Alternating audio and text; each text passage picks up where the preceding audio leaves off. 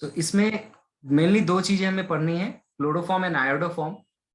Overall इसका formula कैसा होगा हमारा, CH(X3), where X is any halogen, maybe fluorine, chlorine, bromine और iodine।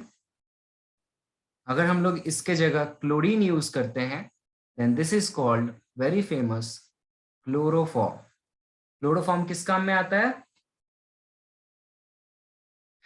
किसी को पता है किस काम में आता है क्लोरोफॉर्म? सर बेहोशी के लिए। बेहोश करने के लिए, एनेस्थीसिया पर्पस के लिए, लेकिन अभी ये इसको यूज नहीं किया जाता है। एनेस्थीसिया के लिए अब दूसरा चीज यूज होता है। ऐसा नहीं कि आज ऑपरेशन थिएटर में डॉक्टर मरीज को क्लोरोफॉर्म सुंघा के ऑपरेशन करता हो, ऐसा नहीं होता। क्यों नहीं होता ये भी हम आप पढ़ेंगे क्यों ऐसा नहीं होता। ठीक है, इसको ही अगर यहाँ पर हम आयोडीन लगा दे तो इसे हम आयोडोफॉर्म कहेंगे, ब्रोमीन लगा देंगे तो ब्रोमोफॉर्म कहेंगे, एंड सो ऑन। इसमें ये क्लोरोफॉर्म और आयोडोफॉर्म ज्यादा इंपॉर्टेंट है केमिस्ट्री पॉइंट ऑफ व्यू से। दोनों का ही बहुत सारा टेस्ट में यूज होता है, स्पेशली आयोडोफॉर्म ये सबसे ज्यादा यूज होता है। ये इसका कॉमन नेम है, इसका आयुपेक नेम क्या होगा, कोई बताया मुझे पहला वाला का आयुपेक नेम क्या होगा?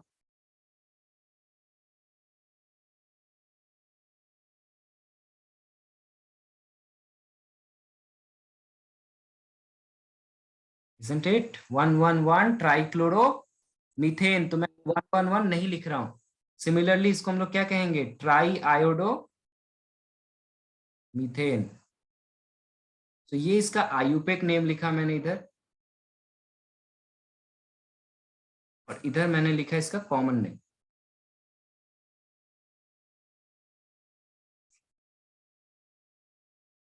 ठीक है, अब हम लोग आ जाते हैं इस आयोडोफॉर्म या क्लोरोफॉर्म को कैसे प्रिपेयर करेंगे। जस्ट लेट मी ऐड सम।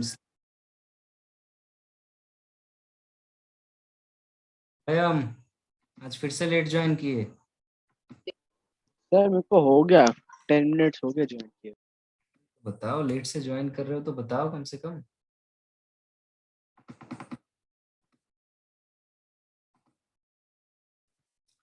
सो प्रिपरेशन,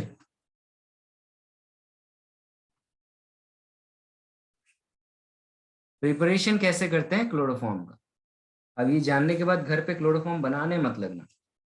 क्लोरोफॉर्म को बनाने का जो सबसे आसान तरीका होता है वो हमारे घर पे अवेलेबल होता है। ठीक है, वो लैब मेथड भी वही है, लैब मेथड। मैंने एक बच्चे को लास्ट ईयर पढ़ा रहा था घर पे क्लास में, और वो घर पे जाके अपने पापा के शराब के बोतल को उठाकर वहां पे क्लोरोफॉर्म बनाने लगी। और टेस्ट कैसे करेगी, वो खुद स्मेल करके टेस्ट कर रही है कि अगर मैं बेहोश हो जाती हूँ तो अच्छा है, इसका मतलब क्लोरोफॉर्म बन गया। ठीक है, पर ऐसा तुम लोग बिल्कुल नहीं करोगे क्योंकि ये काफी डेंजरस है, पॉइजनस स्मेल में कन्वर्ट हो सकता है, ये भी हम यहाँ देखेंगे।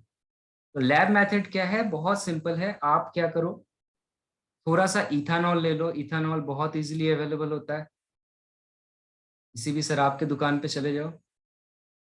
विस्की में कितना परसेंट होता है अल्कोहल, किसी को पता है? क्या sir? 42% ethanol is present in liquid, that is your beer, sorry not beer, whisky, rum वगैरह वगैरह जो होता है उन सब, दिस इज इथेनॉल। सबसे ज्यादा इथेनॉल कहाँ मिलता है पता है, सबसे ज्यादा परसेंटेज इसका नेल पॉलिश रिमूवल में। जो लड़कियां नेल पॉलिश रिमूव करती है ना, उसमें 95% इथेनॉल रहता है। Okay, that is called spirit, spirit word use किया जाता है उसके लिए। वेल जो भी हो, इसमें हमें क्या डालना है, इसमें बहुत सिंपल सा चीज डालना है, ब्लीचिंग पाउडर डाल देना है। ब्लीचिंग पाउडर का फॉर्मूला होता है CaOCl2। CaOCl2 is a bleaching powder and water. Then a vigorous reaction take place and a pungent smelling gas produced, which is chloroform, along with your byproduct this.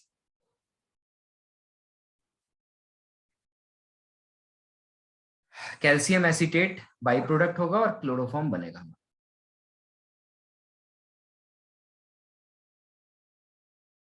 समझ में आया थोड़ा बहुत? ये reaction क्या होता है पूरा डिटेल में आज मैं बता सकता हूँ, लेकिन उतना डिटेल में जाने की जरूरत नहीं है, बस ये रिएक्शन ऐसे याद रख सकते। और अगर जानना चाहो तो मैं ब्रेक करके बता सकता हूँ कैसे क्या बन रहा है। इज इट ओके और नॉट? यस। क्लोरोफॉर्म से हम लोग इसको इस तरीके से बना सकते हैं, क्लोरोफॉर्म बना सकते हैं यूजिंग इथेनॉल सिंपली। और इसको हम लोग एसीटोन से भी सेम प्रोसेस से बना सकते हैं, सेम प्रोडक्ट बनेगा। अगर आप इथेनॉल यूज करो या इसके जगह एसीटोन यूज कर लो। एसीटोन भी बहुत इजीली मार्केट में अवेलेबल होता है। घर के साफ सफाई के लिए आप जो ग्लास रिमूवल यूज करते हैं ना, ग्लास क्लीन करने के लिए, कोलिन types of things, they are nothing but acetone. बहुत अच्छा क्लीनिंग एजेंट होता है एसीटोन। सो एसीटोन में भी अगर आप ये सेम चीज डालोगे, bleaching powder plus water, then ये हमारा क्लोरोफॉर्म बन के आ जाए।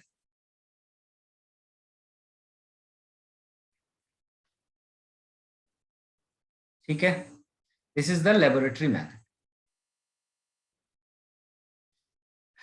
इसके अलावा एक दूसरा मेथड है, लेकिन उसको हम लोग यूज बहुत कम करते हैं, जो तुम लोग पहले से ही देख चुके हो। उसको हम लोग बहुत कम यूज करते हैं, जिसको हम लोग कहते हैं हैलोजिनेशन मेथड। पहले देख चुके हो ये?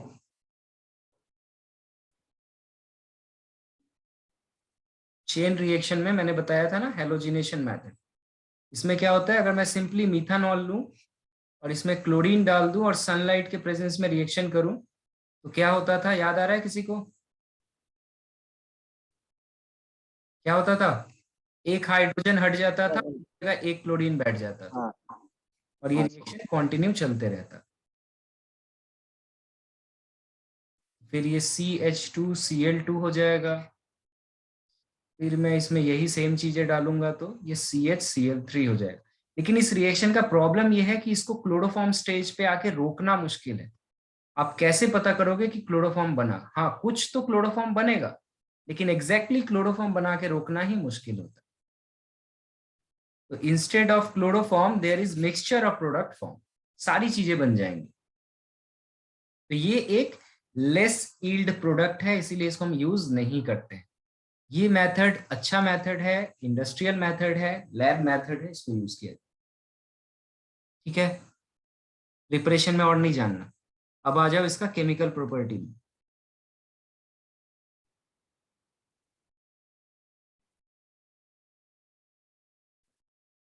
केमिकल प्रॉपर्टीज में आ जाओ। सबसे पहला और सबसे इंपॉर्टेंट है reaction with air. Reaction with air और वी कॉल्ड ऑक्सीजन। क्यों मैं कह रहा था कि घर पे बिल्कुल बनाने की कोशिश मत करना, अभी समझ में आएगा। अगर हम क्लोरोफॉर्म का रिएक्शन एयर के साथ कर दे या ऑक्सीजन के साथ कर दे, तो ये क्लोरोफॉर्म जो है ये ऑक्सीडाइज्ड हो जाएगा। ये ऑक्सीडाइज्ड हो जाता है, यहाँ ऑक्सीडेशन होता है इसका, और ये बना देगा COCl2। By product is not important, क्या बाई प्रोडक्ट बना, leave it. This is chloroform and this gas is called phosgene gas. And this is highly dangerous gas. It is poisonous in nature. इसको smell करने से brain haemorrhage हो सकता है, लोग बेहोश तो होते ही हैं, साथ में बहुत तरह के बीमारी हो सकता है, लोग कोमा में तक में चले जा सकते हैं। तो जो मूवीज में दिखाता है ना कि ऐसे क्लोरोफॉर्म रुमाल पे छिड़का और ऐसे नाक पे रखा, इंसान बेहोश हो गया, ऐसा बिल्कुल नहीं होता। अगर आपको किसी को क्लोरोफॉर्म से बेहोश करना है तो उसको तब तक उसको क्लोरोफॉर्म ही इनहेल होना चाहिए, उसके साथ साथ फ्रेश ऑक्सीजन इनहेल नहीं होना चाहिए, सिर्फ क्लोरोफॉर्म अंदर जाना चाहिए। क्योंकि क्लोरोफॉर्म के साथ ऑक्सीजन जाएगा तो वो ऑक्सीडाइज होकर फॉस्जिन गैस बनाएगा, और वो पॉइजनस नेचर का होता है। So that is why oxidation of chloroform is avoided. Clear? Yes और no? Yes sir.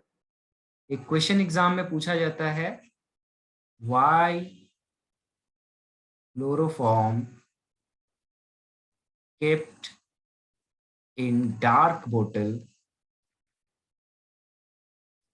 with full filled condition.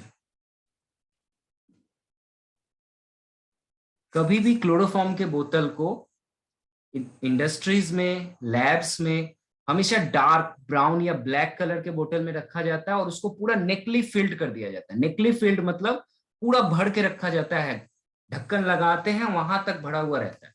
खाली होगा फिर उसमें डाल के भर करके रख दो, या उसमें पानी डाल एक्स्ट्रा कुछ उसमें मिक्स करके भर दो, लेकिन खाली नहीं रहने देना। ऐसा क्यों होता है? अभी आंसर मैंने बताया, बताओ मुझे।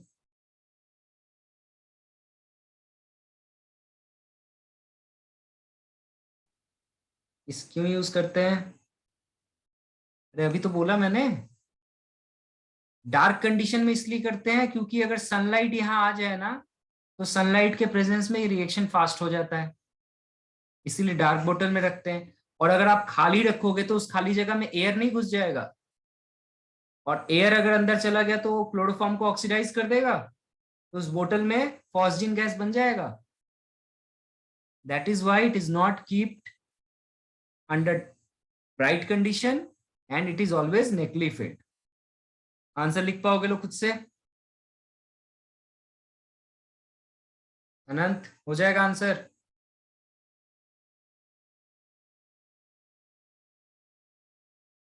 Hello?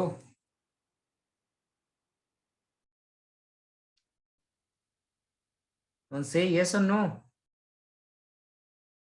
Yes sir. Okay, then answer लिख के मुझे भेजोगे लोग। कॉपी, फ्रेश कॉपी बनाना है, मैं बार बार कह रहा हूँ। पेयर कॉपी चेक करूंगा मैं। Okay, next is reduction, better to say, और हाइड्रोजिनेशन, नंबर 2। हाइड्रोजिनेशन, इसको समटाइम रिडक्शन भी कहा जाता है। पहला हमने पढ़ा ऑक्सीडेशन, दूसरा पढ़ रहे रिडक्शन। तो बहुत सारा रिड्यूसिंग एजेंट तुम लोगों ने देखा था, उसमें से एक रिड्यूसिंग एजेंट याद है, जिंक प्लस H2O। याद आ रहा है? जिंक के प्रेजेंट में हम लोग वाटर ऐड कर सकते हैं, तो CHCl3, अगर हम इसका रिडक्शन करें मतलब हाइड्रोजन ऐड करें in presence of zinc and H2O, then what happen? इसको ऐसे मत लिखना। देन रिडक्शन करेंगे तो क्या होगा, सारा क्लोरीन हट जाएगा और उसके जगह पे हाइड्रोजन बैठ जाएगा, तो हाँ सर। बना देगा मीथेन। सिंपल। ओके, इसके अलावा एक और रिएक्शन याद रखना, ये काफी इंपॉर्टेंट है। ये बुक में एनसीईआरटी में नहीं मिलेगा। हाँ बोलो, कुछ बोल रहे हो?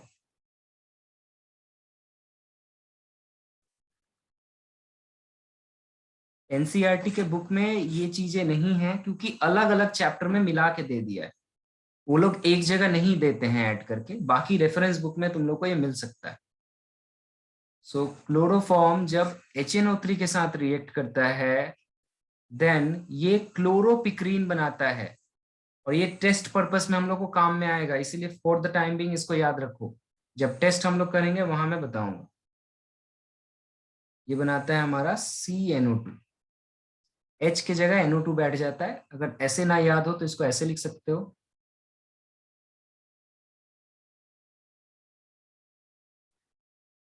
H की जगह NO2 बैठ गया, सारे क्लोरीन। और ये NO2 बैठा, OH और H मिलके क्या करता है, यहाँ पे वाटर बना। This is called chloropicrin.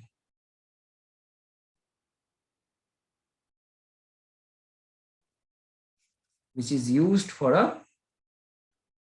Test purpose. कहां पे टेस्ट होगा वो हम लोग बाद में देखेंगे। इंपॉर्टेंट रिएक्शन सारे हो रहे हैं कवर, बार बार प्रैक्टिस करोगे तब जाके याद होगा।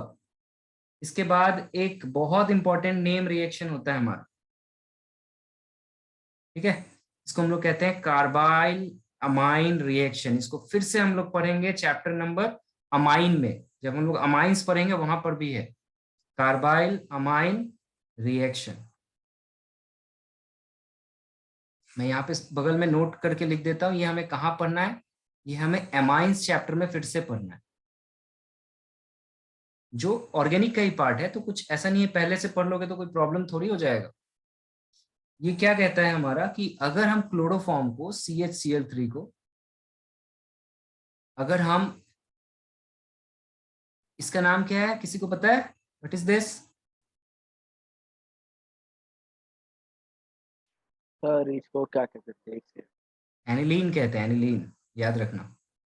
और अगर हीट कर देना तो एक गैस बनता है जिसको हम लोग कहते हैं फिनाइल आइसोसाइनाइड।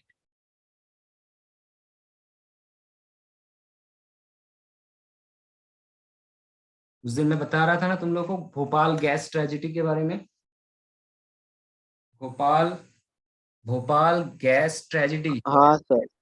हाँ में सर। लोग मारे गए थे, वो यही गैस था, फिनाइल आइसोसाइनाइड। बहुत, सर मेरे मम्मी वहीं रहती थी, सोचो मम्मी भी बोल रही थी। इतने हजारों लोग एक साथ मारे गए थे just because of this poisonous gas. इसका स्मेल बहुत ही गंदा होता है, ठीक है, इसलिए सुन लोग कहते हैं pungent smelling. This is a test, ये इंपॉर्टेंट इसलिए है क्योंकि ये टेस्ट है, test of chloroform as well as test of aniline. अगर एग्जाम में पूछे कि टेस्ट ऑफ एनिलीन बताओ, आप कार्बाइल अमाइन रिएक्शन करोगे, बोलोगे फॉस्जीन गैस बनता है having pungent smell, that's all, test हो गया। टेस्ट का मतलब ये नहीं कि वो कैसा दिखता है, लाल या पीला, हरा या नीला, नो, ठीक है, हम उसका पंजेंट स्मेल की वजह से बोलेंगे। ये काफी डेंजरस गैस भी होता है। Fifth number is also very important, this is called Reimer Tiemann reaction. Reimer Tiemann reaction, Reimer Tiemann reaction फिर से हम किस चैप्टर में पढ़ेंगे, ये वापस पढ़ना है हमें, मार्क कर दे रहा हूं मैं बार बार, ये हमें फिर से फेनॉल चैप्टर में पढ़ना है। फेनॉल चैप्टर बोल रहे थे सिलेबस में है तुम लोग एग्जाम में, सो फेनॉल में फिर से इसे पढ़ोगे, तो यहीं पे पढ़ लो एक बार। इसमें क्या होगा, इसमें हम फेनॉल के साथ रिएक्शन कर देंगे क्लोरोफॉर्म का, फेनॉल और क्लोरोफॉर्म का रिएक्शन होगा in presence of KOH and heat. Then what happen, phenol is converted into a CHO, aldehyde group attached in the ortho position। इसका नाम क्या होगा, एनीवन?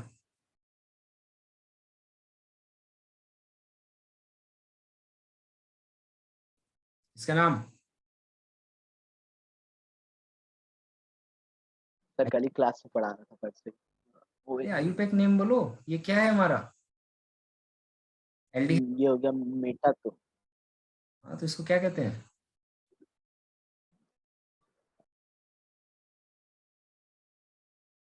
अगर आयुपेक नाम से जाओगे तो ऑर्थो पोजीशन पे OH है, तो ऑर्थो हाइड्रोक्सी बोल सकते हैं, ऑर्थो हाइड्रोक्सी, और मेन पोजीशन पे CHO, इसको क्या कहते थे, बेंजल डिहाइड। सो ऑर्थो हाइड्रोक्सी बेंजल डिहाइड, ये इसका नाम हो गया आयुपेक। और इसका कॉमन नेम बहुत फेमस होता है, इसको हम लोग कहते हैं सैलिसाइल डिहाइड, बहुत फेमस नेम है। सैलिसाइलिक एसिड, सैलिसाइल डिहाइड, बार बार नाम सुनोगे लोग, पहली बार थोड़ा अजीब सा लगेगा, अजीब सा नाम है, बार बार सुनते सुनते बोलते बोलते प्रैक्टिस करते हुए याद हो जाएगा। तो सैलिसाइल डिहाइड काफी फेमस नाम है, हम लोग इसी को प्रोनाउंस करेंगे, इसी को लिखेंगे एग्जाम, ठीक है। इससे एक दवा बनता है सैलॉल, जो आयोडेक्स में बहुत काम आता है। आप आयोडेक्स जो लेते हो ना घर पे, आयोडेक्स, मूव, वॉलिनी, इन सब का एक सिमिलर स्मेल होता है, अजीब सा एक स्मेल आपने ऑब्जर्व किया हो, that smell is just because of this kind of chemicals. ठीक है, इसको हम लोग कहते हैं good smelling chemicals. I don't know किसको अच्छा लगता है, किसको बुरा लगता है। Okay, go for the last reaction for this chapter, reaction number 6, reaction with silver metal. Silver metal के साथ अगर हम रिएक्शन करेंगे तो क्या होगा, बहुत सिंपल है, ऐसे याद रखना इसको, तो कभी नहीं भूलोगे। क्लोरोफॉर्म का 2 ऐसे मॉलिक्यूल ले लो,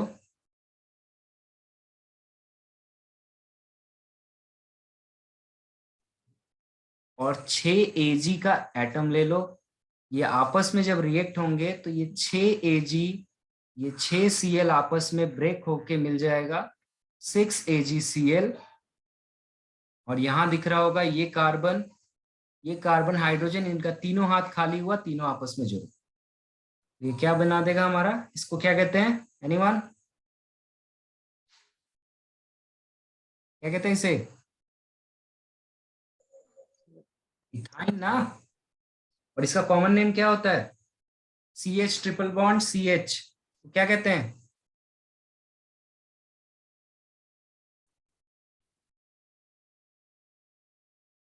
क्या हुआ, पढ़ाई लिखाई छोड़ दी वो लोग क्या, जल्दी बताओ।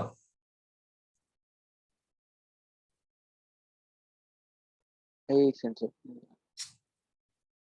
बहुत खराब हालत है तुम लोगों का। एसिटिलीन, इथाइन का कॉमन नेम होता है एसिटिलीन, याद रखोगे। So this is all about the reactions. और भी बहुत कुछ इसमें हो सकता है, बट हम लोग इसको ओवरऑल करके खत्म करते हैं। इसका एनसीईआरटी कंप्लीट तुम लोग का होमवर्क है, एनसीईआरटी एक्सरसाइज करोगे। हम लोग नेक्स्ट क्लास जो होगा संडे, फिजिक्स का क्लास होगा, और इसका एक लेक्चर मैं सेंड करूंगा संडे तक, वो कंप्लीट करोगे लोग वेडनेसडे से पहले। Okay, any questions? No sir.